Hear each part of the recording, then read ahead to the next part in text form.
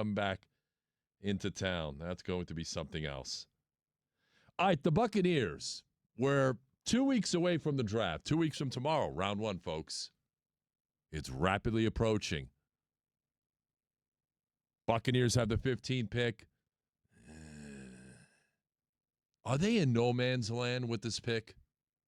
It kind of feels like it. Like if you're in the top 10, you'll have a chance to get Reuben Bain.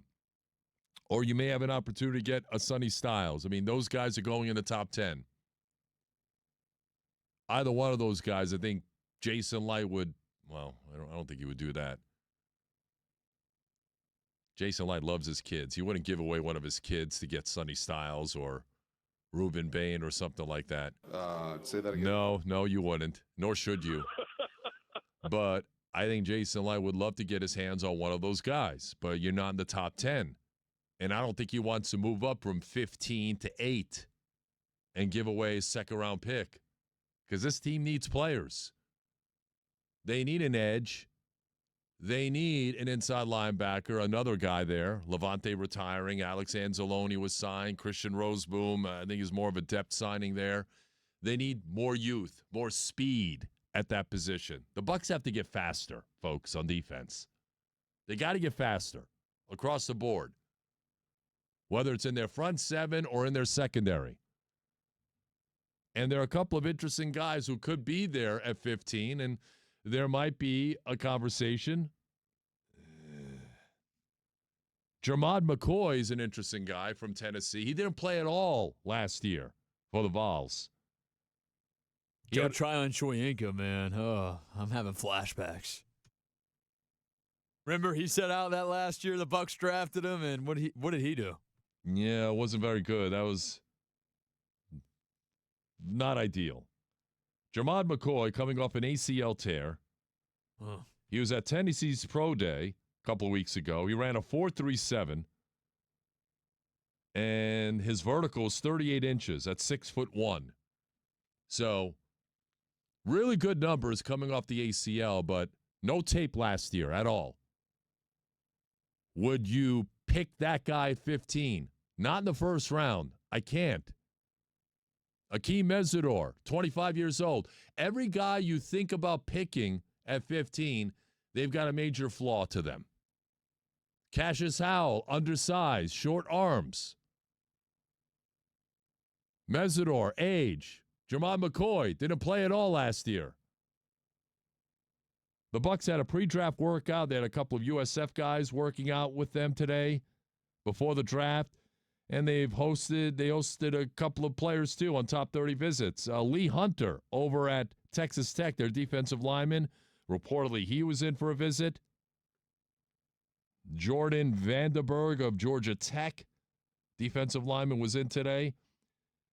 Our good buddy J.C. Allen reports the LSU tight end Bauer Sharp, more of a late-round pick. He was in today for a Top 30 visit. So you're going to see a lot of Top 30 visits. Now, when the Buccaneers drafted Kalijah Kancey, they were very secretive on their love for Kalijah. He wasn't a top 30 visit, and they were very, very tight-lipped about how much they liked him, and then they ended up picking him. So, yeah, there have been cases where they've had guys in for top 30 visits, and they ended up drafting that person, and there have been cases where they've been very quiet, very stealth on their love for a lot of players, and they ended up taking them.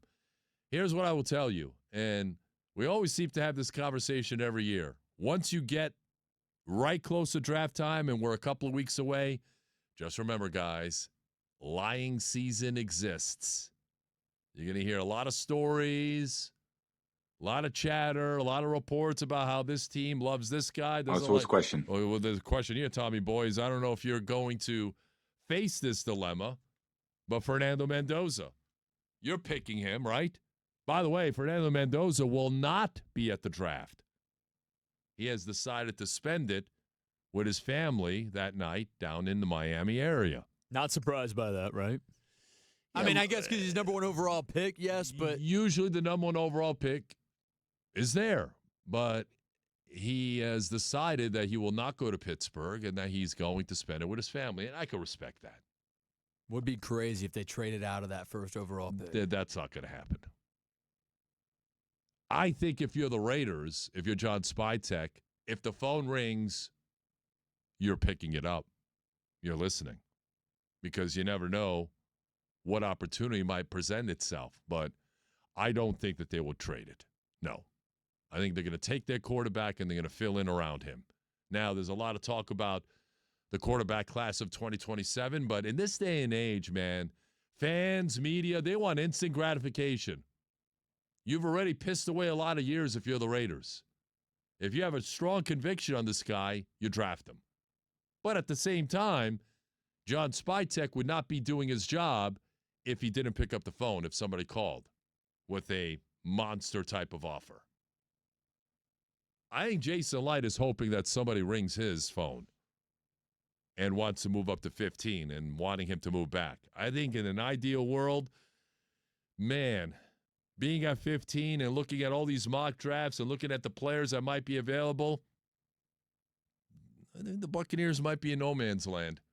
I think they would prefer to move back if they could. It takes two to tango. It's going to take a team that would want to move up. And who would they want to move up for? That's another question. All right, 2 hours down. We got 90 minutes to go. We're on the air to 5:30. Designated for assignment with Ronnie Lane is coming up then. Rays and the Cubs. Final game of a 3-game set. Can the Rays bounce back from what was a long night last night in which they got their asses kicked?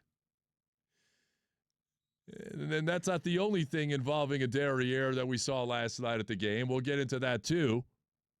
What does the lineup look like for tonight's game? And how far will the Rays owners go to get what they want? We'll get into that next. You're tuned in to The Drive with TKras. Boy, oh boy, I was wrong last night about the Rays. I had a parlay going. I thought maybe Junior would hit a home run. That didn't happen. I thought maybe the Rays would keep it within a run. That didn't happen. I was right about the over 8.5. But tonight is another night, and that's how you do it on the Hard Rock Bet app, guys. You know what it's all about. Baseball is back, and the Hard Rock Bet is the best place to get in on every pitch, every strikeout, every home run, all in the palm of your hand. And if you don't want to sweat it out all 9 innings, no problem. Try betting on if there will be a first-inning run. Step up to the plate today because who knows, you might just go yard. Offered by the Seminole Tribe of Florida. Must